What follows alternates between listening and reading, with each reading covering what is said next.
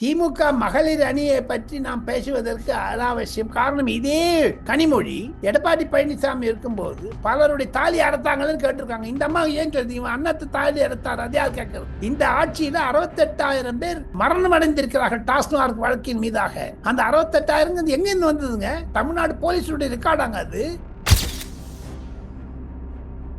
பயப்படுறாரு ஸ்டாலின், ரொம்ப பயப்படுறாரு. ஒரு பதற்றத்தை காண்பிக்கிறது. காரணம் என்ன என்று கேட்டால், நேற்றிரவு அந்த லிஸ்ட் உங்களுக்கு கூட அனுப்பிச்சேன் நான் வாட்ஸ்அப்ல. என்னங்க மொத்தம் இத்தனை பேர் அரெஸ்ட் பண்ணி இது மாற்றங்கள் டிரான்ஸ்பர் பண்ணணும்னு அர்த்தங்க? அவங்க எலெக்ஷன் கமிஷன் வந்து எல்லாம் திருப்பி மாத்திடுவாங்க.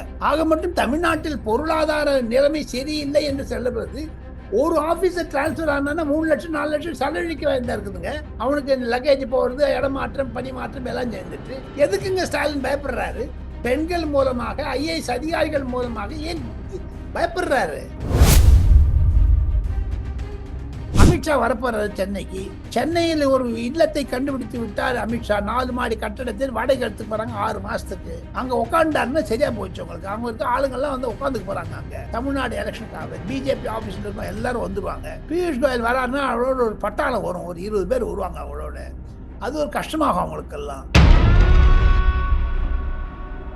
அரசாங்கத்தை கவிழ்ப்போம் என்று ஓப்பனாவே சொல்லிட்டாரு. காரணம், பங்களாதேஷிலிருந்தும் பர்மாவிலிருந்தும் மயன்மாரிலிருந்தும் சிறுபான்மையை வடை வைத்து அவர்களுக்கு ஓட்டு உரிமை கொடுத்து எஸ்ஐஆர் மூலமாக எடுத்த ஒரு அமித்ஷா அவர்கள் கண்டிப்பாக மம்தா பானர்ஜியுடைய வாக்கு வங்கி குறைத்து விட்டோம் என்று தான் சொல்லி கொண்டு வருகிறார்கள்.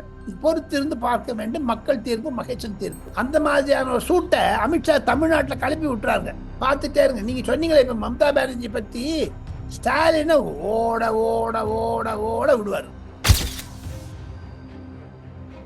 அமித்ஷா மிக மிக தெளிவாக இருக்கிறார். 85% வாக்காளர்கள் அதாவது உள்ள தமிழகத்தில் அதிமுக பாஜக கூட்டணி கண்டிப்பாக வெற்றி அடையும் என்று ஓப்பனா சொல்றாரு. பாயக்கிழியே பேசுறாரு திருமாவளவன். ஏங்க பேச மாட்டேங்கிறாரு? இப்ப இதுக்கு திருமாவளவனுக்கு எங்க வாய் எங்க போச்சு? இப்போ கேட்பாங்கல்ல எல்லாரும். அதுதாங்க ஒரு யதார்த்தம். ஆக மொத்தம் திமுக தோல்வி அடைந்தால் அதற்கு முழு காரணம் திமுக தோழமை கட்சிகள் தான். ஜால்ரா அடிச்சுட்டே ஜால்ரா.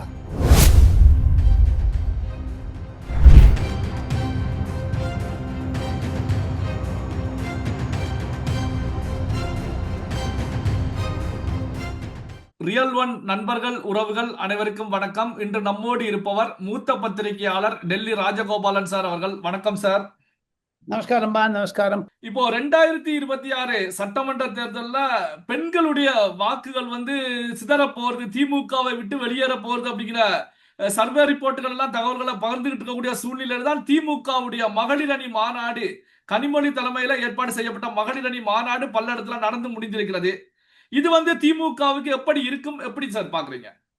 பயந்திருக்கும். திமுக பயந்திருக்கும். ஒன்னும் இல்லை சிவா, திமுக மகளிர் அணியை பற்றி நாம் பேசுவதற்கு அனாவசியம். காரணம், இதே கனிமொழி எடப்பாடி பழனிசாமி இருக்கும்போது பலருடைய தாலி அறுத்தாங்கன்னு கேட்டிருக்காங்க. இந்த அம்மா ஏன் சொல்றது, இவன் அண்ணத்து தாலி அறுத்தார், அது யார் கேட்கறது? திமுக அரசாங்கத்தில் எத்தனை விவதைகள் வந்தாங்க.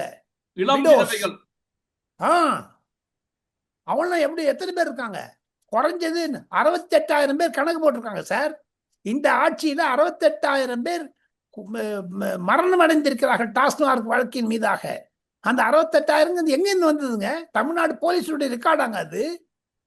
கணக்கெடுப்பு எடுத்தீங்கன்னா 68,000 பேர் உங்களுக்கு ஓட்டு சோரியை விட, எஸ்ஐஆரை விட டாஸ்மாக் செத்தவன் தான் நிறைய இருக்காங்க. அது ஓட்டு போகலையா உங்களுக்கு திமுகக்கு? நீங்க ஒரு சைடுல பாத்தீங்கன்னா பெண்கள் அதிகமாக இருக்கிறார் என்றால் அந்த பெண்கள் மூலமாகத்தான் திமுக அரசாங்கத்துக்கு வேட்டு வைப்பாங்க. அதே பெண்கள் தான் எடப்பாடி பழனிசாமிக்கும் விஜய்க்கும் செல்லுகிறார்கள். அதையும் திருமாவளவன் புரிஞ்சுக்கல, அதையும் கம்யூனிஸ்ட் புரிஞ்சுக்கல, அதையும் காங்கிரஸ் புரிஞ்சுக்கல. திமுகவுடைய தோல்விக்கு தோழமை கட்சிகள் தான் முக்கியமான ஒரு இழப்பை சந்திக்கும். நீங்க கேட்டது கரெக்ட். இந்தி கூட்டணியில ஒரு குழப்பம் இருக்கிறது.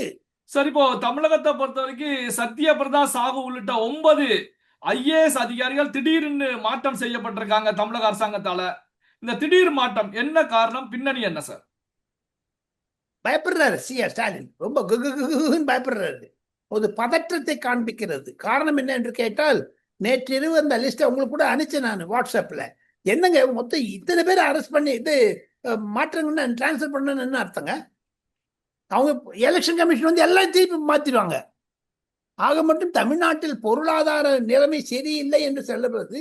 ஒரு ஆபீசர் டிரான்ஸ்பர் ஆனா 3 லட்சம் 4 லட்சம் செலவழிக்க வேண்டியதா இருக்குதுங்க. அவனுக்கு இந்த லக்கேஜ் போடுறது, இடமாற்றம், பணி மாற்றம் எல்லாம் சேர்ந்துட்டு எதுக்குங்க ஸ்டாலின் பயப்படுறாரு? பெண்கள் மூலமாக, ஐஏஎஸ் அதிகாரிகள் மூலமாக ஏன் பயப்படுறாரு? பல அதிகாரிகள் அதிமுகவிற்கும் விஜய்க்கும் செய்தி சொல்லுகிறார்கள் என்ற ஒரு பழிவாங்கும் எண்ணத்துடன் தான் இருக்கிறது. நீங்க பாருங்க, இந்த இதுல டேவிட் தேவசாத்துக்கு நல்ல பரிசு கொடுத்துட்டாங்க. எலெக்ஷன் கமிஷன் வந்து ஜனவரி மாசத்துல அவருங்க மாத்திட்டு என்ன பண்ணுவீங்க? புது டிஜிபி உத்தரப்பிரதேசம், மகாராஷ்டிரா, கர்நாடகால இருந்து கொண்டு போட்டா என்ன பண்ணுவீங்க? தேர்தல் சீராழியா இருக்கணும்னுட்டு ஒரு பழைய டிஜிபி அங்கிருந்து போட்டாங்கன்னா தமிழ்நாட்டிலும் யாரும் இருக்க மாட்டாங்க, பார்த்துட்டே இருக்கீங்க. அந்த மேடம் விஸ்வநாதனை போட்டாங்கன்னா, அகர்வால் அவங்க அந்த அம்மா இருக்காங்க, அவங்க போட்டாங்கன்னா இருக்கும். அவங்க போனது ஒன்றும் எல்லாம் போட்டாச்சு. ஒரு டிஜிபி போடலையே. இன்னைக்கு தான் ஃபர்ஸ்ட் டே ஆச்சு. நாளைக்கு 1 டிசம்பர் முடிஞ்சிட்டு ஜனவரி வருதுங்களே 2026. சார், இப்போ ஜனவரி 5, 6ல வந்து பியூஷ் கோயல் அவர்கள் மீண்டும் தமிழகம் வர்றாங்க. சோ இது வராங்க வராங்க. இந்த வருகை எப்படி சார் இருக்கும்? இந்த வருகையை எப்படி சார் பார்ப்பது? ஏன்னா இப்போ அதிமுகவுடைய மாவட்ட செயலாளர்கள் கூட்டம் நடக்கிறது, முக்கியமான முடிவுகளை எடுப்பதாக எடப்பாடி பழனிசாமி அவர்கள் தெரிவிச்சிருக்காங்க. சோ எப்படி சார் இருக்கும்? பியூஷ் கோயலும் எடப்பாடி பழனிசாமியும் அமித்ஷா உட்காந்து பேசி முடிச்சுட்டாங்க சார். எல்லாத்தையுமே ஷீட்டெல்லாம் கொஞ்சம் லக்பக் முடிச்சாச்சுங்க. எல்லாம் இனிமேல் இம்ப்ளிமெண்ட் பண்றது தாங்க. அன்புமணி ராமதாஸும் வந்துடுவாங்க, தேமுதிகவும் வந்துடுவாங்க, நோ ப்ராப்ளம். அந்த பெண்கள் ஓட்டுனால தான் கொஞ்சம் கஷ்டம். ஆனால் எடப்பாடி பழனிசாமி உறுதிமொழி கொடுத்துட்டாரு. அமித்ஷா வரப்போறாரு சென்னைக்கு. சென்னையில் ஒரு இல்லத்தை கண்டுபிடித்து விட்டார் அமித்ஷா. 4 மாடி கட்டடத்தில் வாடகை எடுத்துக்கு போறாங்க 6 மாசத்துக்கு. அங்க உட்காந்துட்டாருன்னா சரியா போச்சு உங்களுக்கு. அவங்க இருக்க ஆளுங்கெல்லாம் வந்து உட்காந்துக்கு போறாங்க. அங்க தமிழ்நாடு எலெக்ஷனுக்காக பிஜேபி ஆபீஸ்ல இருக்கும் எல்லாரும் வந்துருவாங்க. பியூஷ் கோயல் வராருன்னா அவரோட ஒரு பட்டாளம் வரும், ஒரு 20 பேர் வருவாங்க அவரோட. அது ஒரு கஷ்டமாகும் அவங்களுக்கெல்லாம். பியூஷ் கோயல் வந்தால் அவர் லோக்சபாவுக்கு எம்பி. அவர் மும்பையிலிருந்து எலெக்ட் பண்ணிருக்காங்க. தேர்தல் அணுகுமுறைகள் தெரியும். சொல்றாங்க. எடப்பாடி பழனிசாமிக்கு அமித்ஷா மீது அதிகமான ஒரு நம்பிக்கை இருக்கிறது. அமித்ஷாவிற்கும் எடப்பாடி பழனிசாமி நம்பிக்கை இருக்கிறது.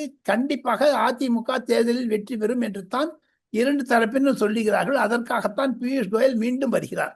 சார், இப்போ வெஸ்ட் பெங்காலை பொறுத்த வரைக்கும் பற்றி எரிந்து கொண்டிருக்கிறது அப்படின்னு சொல்லலாம். பாஜகவுக்கும் திரிணாமுல் காங்கிரசுக்கும் இடையில மம்தா பானர்ஜி அவர்கள் கூட சகுனியின் சீடரான துச்சாதனன் வந்து இங்க வந்து தகவலை திரட்டுவதற்காக வெஸ்ட் பெங்கால இருக்காரு அப்படின்னு சொல்லி அமித்ஷா குறித்த விமர்சனத்தை முன் வச்சிருக்காங்க. இந்த மோதல் வெஸ்ட் பெங்கால் எலெக்ஷன் நிலவரம் எப்படி சார் இருக்கு? வெஸ்ட் பெங்கால்ல கொஞ்சம் கஷ்டமா தான் இருக்குங்க. திரிணாமுல் காங்கிரஸும் பிஜேபிக்கும்.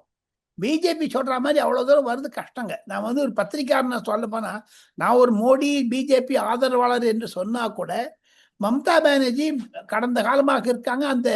அங்க முஸ்லிம் வாக்காளர்கள் அதிகமாக இருப்பதனால் இந்துக்களுக்கு விரோதமாக செயல்படுகிறது மம்தா பானர்ஜி அரசாங்கம். அது நிதர்சனம். ஆனால் பாஜக இன்னும் நிறைய சீட் எடுத்தாதான் ஜின் பண்ணும். இப்போ 100 கிட்டத்தட்ட 77 இருக்காங்க. அவங்க 377 பிடிக்கணும். அதுக்கு அமித்ஷா உள்ள பூந்து விளையாடுவாரு. இருப்பினும் நேற்று முன்தினம் 2 நாட்களாக அதிர் ரஞ்சன் சௌத்ரி என்பவர் பிரதமரை பார்த்து விட்டார். அவர் காங்கிரஸில் இருந்து பாஜகவில் சேருவாரா தெரியவில்லை. இப்போ வச்சு பார்த்தீங்கன்னா பாஜக இருக்கும்போதெல்லாம் திரிணாமுல் காங்கிரஸ் விலைக்கு வாங்கிடுறாங்க. கவுன்சிலர், எம்எல்ஏ எல்லாருமே. பாஜகவினுடைய அழுத்தம் குறைந்து கொண்டு வருகிறது. ஆனால் அமித்ஷா போன பிறகு கொஞ்சம் செம்பு வந்துருச்சு அவங்களுக்கெல்லாம். அதில் நிறைய பேர் இறக்கியிருக்காங்க. இருப்பினும் ஃபைட் ரொம்ப டைட் ஃபைட்டுங்க. இந்த அமித்ஷா போனதுனால இன்னும் ஃபைட் டைட் ஆயிடுச்சுங்க. என்னை பொறுத்து மட்டும் பிஜேபி மேற்கு வங்காளத்தை பிடிப்பதற்கான முயற்சிகளை தீவிரமாக செய்து கொண்டு வருகிறது. அரசாங்கத்தை கவிழ்ப்போம் என்று ஓப்பனாவே சொல்லிட்டாரு. காரணம், பங்களாதேஷிலிருந்தும் பர்மாவிலிருந்தும் மயன்மாரிலிருந்தும் சிறுபான்மையை வடை வைத்து அவர்களுக்கு ஓட்டு உரிமை கொடுத்து எஸ்ஐஆர் மூலமாக எடுத்த ஒரு அமித்ஷா அவர்கள் கண்டிப்பாக மம்தா பானர்ஜியுடைய வாக்கு வங்கி குறைத்து விட்டோம் என்று தான் சொல்லி கொண்டு வருகிறார்கள். பொறுத்திருந்து பார்க்க வேண்டும். மக்கள் தீர்ப்பு, மகேசன் தீர்ப்பு. அந்த மாதிரியான ஒரு சூட்டை அமித்ஷா தமிழ்நாட்டில் கிளப்பி விட்டுறாங்க. பார்த்துட்டே இருங்க. நீங்க சொன்னீங்களே இப்ப மம்தா பானர்ஜி பத்தி, ஸ்டாலினை ஓட ஓட ஓட ஓட விடுவார். சார், இப்போ இஸ்ரேல் வந்து காசா மீது, பாலஸ்தீன் மீது தாக்குதல் நடத்தும் போது காசா பாலஸ்தீனருக்கு ஆதரவாக தமிழகத்திலிருந்து குரல்கள் பெரிய அளவுல ஒலித்தது. ஆனா பங்களாதேசத்துல இந்துக்கள் தொடர்ச்சியாக கொல்லப்பட்டுகிட்டு இருக்காங்க. தமிழகத்தில இருந்து திமுக இருந்து கூட்டணி கட்சிகள் இருந்து எந்த குரலுமே வரலையே சார். எப்படி புரிந்து கொள்வது? திருப்பரங்குன்றத்துக்கே பண்ணலன்னு பங்களாதேஷ் போயிட்டீங்களே ஏங்க சிவா? அவங்களுக்கு ஹிந்துன்னாலே பிடிக்காதுங்களே. அதனால தான் அவங்க சொல்றாங்க. அமித்ஷா மிக மிக தெளிவாக இருக்கிறார். 85% வாக்காளர்கள் அதாவது உள்ள தமிழகத்தில் அதிமுக பாஜக கூட்டணி கண்டிப்பாக வெற்றி அடையும் என்று ஓப்பனா சொல்றார். இந்த இந்த ஒரு பிரச்சனையினால் தானே ஓபிஎஸ் டிடியும் ஒன்றும் டிசிஷன் எடுக்காத உட்கார்ந்து இருக்காங்க. திமுக பக்கம் போறதுக்கும் தயாரா இருக்காங்க. ஆனா தாவேக்கா நடுவர் வந்துருச்சு. சார் இப்போ கர்நாடகாவை பொறுத்த வரைக்கும் இப்போ ஜனவரி மாதம் 2026 ஜனவரியில டி.கே. சிவகுமார் வந்து முதலமைச்சராக வரப்போகிறார் அப்படின்னு ஒரு டாக் போய்கிட்டே இருந்தது. சித்தராமையாவுடைய 2.5 ஆண்டு காலம் முடிந்து விட்டது அப்படிங்கிற நிலையில தான் மூன்றாவதாக இப்ப பரமேஸ்வராவை பொறுத்த வரைக்கும் அவங்க 2 பேருமே ஓபிசியை சார்ந்தவங்க. பட்டியலினத்தை சார்ந்த எனக்கு முதல்வர் பதவி கொடுக்க வேண்டும், இந்த அடிப்படையில் தான் காங்கிரஸ் தலைமை முடிவெடுக்கும் அப்படிங்கிற நிலையில குரல்கள் ஒலிக்க தொடங்கி இருக்கே சார். இது எப்படி பார்ப்பது சார்? ராகுல் காந்திக்கு தலைவலி. பிரியங்கா காந்தி மாமியாராக கொண்டு வருகிறார். அவங்களுக்கு மகனுக்கு திருமணம் ஆகக்கூடிய நிலைமையில் ஜனவரி மாதத்தில் பெங்களூரில் தான் அந்த கல்யாணத்தை வைத்திருக்கிறார்கள் என்று நான் கேள்விப்படுகிறேன். பிரியங்கா காந்தியினுடைய மகன் ரோஹன் வாட்ரா ஒரு பெய்க் என்று முஸ்லிம் பெண்ணை கல்யாணம் செய்வது கொள்வதனால் பெங்களூரில் செல்வதனால் பெங்களூர் மட்டும் அந்த சித்தராமையா ஆட்சி நீடிக்கும். டி.கே. சிவகுமார் பாஜகவுடன் சேர்ந்து ஏதாவது வம்பு பண்ணால் பண்ணலாம். பாஜக எம்எல்ஏக்கள் அதற்கு தயாராக இருக்கிறார்கள். தமிழக சட்டமன்ற தேர்தலுக்கு முன்னதாக சித்தராமையா அரசாங்கம் கவிழ்ந்தாலும் ஆச்சரியப்படுவதற்கு இல்லை சிவா. சரி, இப்போ தமிழகத்தை பொறுத்த வரைக்கும் மதிமுக எம்எல்ஏ சதன் திருமலைக்குமார் காசோலை மோசடியில 2 ஆண்டுகள் தண்டனை கொடுக்கப்பட்டிருக்கு. அவருடைய எம்எல்ஏ பதவி பறிபோகுமா அப்படிங்கிற நிலையில இருந்துகிட்டு இருக்கு. ஏன்னா மேல்முறையீடுக்கு போறாங்க, பறிபோகக்கூடிய ஒரு சூழல் இருக்கு. இதை எப்படி சார் பாக்குறீங்க? இனிமேல் அது எம்எல்ஏக்கள்லாம் திமுக ஏன்னா 15 கோடி கொடுத்துட்டாங்க கம்யூனிஸ்ட் கட்சிக்கு திமுக. அதில் தப்பிச்சுட்டாங்க கம்யூனிஸ்ட் எம்எல்ஏ எல்லாம். இந்த காசோலையில வாபஸ் வந்ததுல அந்த மதிமுக எம்எல்ஏ பதவி இழக்க நேரிட்டு விட்டது. அவருக்கு இது ஒரு பாடமாகத்தான் எடுத்துக்கொள்ள வேண்டும். வைகோ கண்டிப்பாக இதன் மீது கவனம் செலுத்த வேண்டும். எம்எல்ஏக்கள் எல்லாம் அவங்க எல்லாம் இப்ப வந்து டிஎம்கே சிம்பிள்ல நிற்க போறாங்க இந்த 2026 எலெக்ஷன்ல. அப்போ டிஸ்குவாலிஃபை பண்ணனா என்ன ஆக போகுதுங்க? மேல்முறையீடு செய்தாலும் அந்த கேஸ் தொடர்ந்துதான் இருக்கும். அதே எம்எல்ஏக்கு மீண்டும் சீட்டு கொடுத்தாங்கன்னா எப்படி கொடுப்பாங்க? ஆக மொத்தம் அங்க ரிட்டர்னிங் ஆபீசர்கிட்ட போய் இதை சொல்லுவாங்க, டிஸ்குவாலிஃபை பண்ணணும்னு சொல்லிட்டு அந்த பர்டிகுலர் எம்எல்ஏ தொகுதியில அதிமுக காரங்க பாஜக காரங்க. அப்ப வைகோ என்ன பண்ணுவாரு? வைகோக்கு இது ஒரு தர்ம சங்கடம், துரை வைகோக்கு தர்ம சங்கடம், மல்லை சத்யாக்கு ஜாலி. சார், இப்போ நேற்று இரவு வேளையில சென்னை மாநகராட்சியில பணி வழங்க கோரி போராட்டத்தில் ஈடுபட்ட தூய்மை பணியாளர்கள் 1000க்கும் மேற்பட்டவர்கள் நள்ளிரவு வேளையில கைது செய்யப்பட்டிருக்காங்க. இதை எப்படி சார் பாக்குறீங்க? அண்ணா அறிவாலயத்துக்கிட்ட சொல்லுங்க, அதையே முட்டிங்க. அண்ணா அறிவாலயம் முன்னிலையில ஆர்ப்பாட்டம் நடத்தியவர்கள் எப்படி ஓ பன்னீர்செல்வம் முதலமைச்சராக இருந்த பொழுது மெரினா கடற்கரையில் ஜல்லிக்கட்டுக்கு கம்யூனிஸ்ட் ஆதிக்கம் உள்ள ஜென்சி போராட்டம் நடந்ததோ அதே மாதிரி திமுக அரசாங்கத்திற்கு எதிராக ஜென்சி போராட்டம் அதிகமாகிவிட்டது என்பதைத்தான் குறிக்கிறது. எப்போ ஒரு பத்திரிகை நிருபர் சவுக்கு சம்பர் வீட்டுல போய் மலத்தை கொட்டினாங்க. இப்ப யாரு கொட்ட போறாங்க? என்ன பண்ண போறாங்க? இப்போ அவர் எத்தனை தடவை நீங்க ஜெயில போடுவீங்க? இதெல்லாம் வருதுங்கல்ல. சோ அதுக்கு மொத்தம் இது திமுக மீது இருக்கக்கூடிய அதிருப்தியை தெரிவிக்கிறது. என்னதான் இருந்தாலும் ஜனநாயகனோ அல்லது பராசக்தியோ அந்த படம் வரும்போது ஆசிரியர்கள் போராட்டம், தூய்மை செய்பவர்கள் போராட்டம் மற்றும் பஸ் டிரைவர் போராட்டம், ஏன்னா அரசு போக்குவரத்தை மாற்றி கருணாநிதி போக்குவரத்து வைக்க போறாங்களாம். அதற்கு எதிர்ப்பு செய்யக்கூடிய தமிழக போக்குவரத்தினுடைய ஊழியர்கள் இந்த மாதிரி போராட்டம் அதிகமாக கொண்டு போகும் சமயத்தில் தமிழக அரசாங்கம் தடுமாற்றம் அடைகிறது. கிரிகிரித்து பிடிச்சிருக்காங்க. திமுக அரசாங்கத்திற்கு ஒரு டிஜிபி இன்னும் போடலைன்னா 3 மாசமா இல்லை என்று எடப்பாடி பழனிசாமி மீண்டும் மீண்டும் அறிக்கை கொடுப்பது வரவேற்கத்தக்கது. ஏன் திமுகவினுடைய கூட்டணி கட்சிகள் வாயக்கிழியே பேசுறாரு திருமாவளவன், ஏங்க பேச மாட்டேங்கிறாரு? இப்ப இதுக்கு திருமாவளவனுக்கு எங்க வாய் எங்க போச்சு? இப்போ கேட்பாங்கல்ல எல்லாரும். அதுதாங்க ஒரு யதார்த்தம். ஆக மொத்தம் திமுக தோல்வி அடைந்தால் அதற்கு முழு காரணம் திமுக தோழமை கட்சிகள் தான். சார், எப்பவுமே நம்முடைய வாசகர்களுக்கு இறுதியில ஒரு அப்டேட் கொடுப்பீங்க. அந்த ஹாட் நியூஸ் என்ன சார்? அந்த ஹாட் நியூஸை பொறுத்த மட்டும் 3 திமுக அமைச்சர்கள் என்போர்ஸ்மெண்ட் டைரக்டரேட் மூலமாக கேஸ் முன்னிலையில் வந்து விட்டது. ஈவன் என்ன கேட்டீங்கன்னா அந்த டிடிவி தினகரன் கேஸ் கூட முன்னிலையில் இருப்பதனால் இந்த பேச்சுவார்த்தை நடக்கும் பொழுது அந்த கேஸ்கள் மும்முரமாக இருந்தால் அதற்கு அரசியல் சாயம் பூசப்படும். அதற்கு மேலாக செந்தில் பாலாஜியினுடைய என்போர்ஸ்மெண்ட் டைரக்டரேட் வழக்கை தவிர சிபிஐ கரூர் விஷயத்தில் மீண்டும் அழைக்க இருக்கிறார், அதாவது புதிதாக அழைக்க இருக்கிறார்கள். 20-25 தேதி வாக்கில் அழைச்சாங்கன்னா செந்தில் பாலாஜிக்கு ஒரு இன்னலான சம்பவம் வரும் என்று தான் சிபிஐ வட்டாரங்கள் டெல்லியில் தெரிவிக்கின்றன. சிவா, பல்வேறு முக்கியமான தகவல்கள், செய்திகளை நம்முடைய உறவுகளுடன் பகிர்ந்து கொண்டதற்கு நன்றி சார். நன்றி.